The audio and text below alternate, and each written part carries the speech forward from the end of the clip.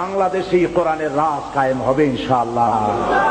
যারা বিরোধিতা করছো, 5 পাতা 6 পাতার পত্রিকা একটা বাইর করিয়া সমান ইসলামের গাল দিতেছ, তোমাদের নাকের ডগার উপরে কালেমার পতাকা পথ পথ করে উঠবে ইনশাআল্লাহ।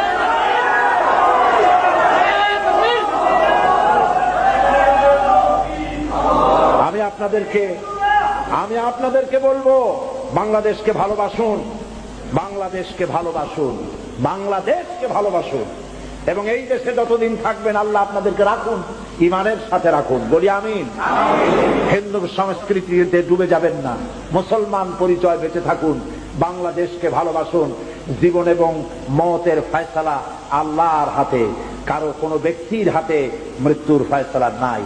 যদি আমার মৃত্যু থাকে কারো গুলিতে, আমি শহীদ হব, সারা পৃথিবী পাহারা দিয়া সেই গুলি থেকে আমাকে বাঁচাতে পারবে না। আর যদি আমার জন্য কোনো গুলি আল্লাহর পক্ষ থেকে বরাদ্দ না থাকে, সারা পৃথিবী বৃষ্টির মতো আমার প্রতি আমাকে লক্ষ্য করে গুলি ছুড়লে আমার একটা পশমও হেলাতে পারবে না। এটা আমার ঈমান।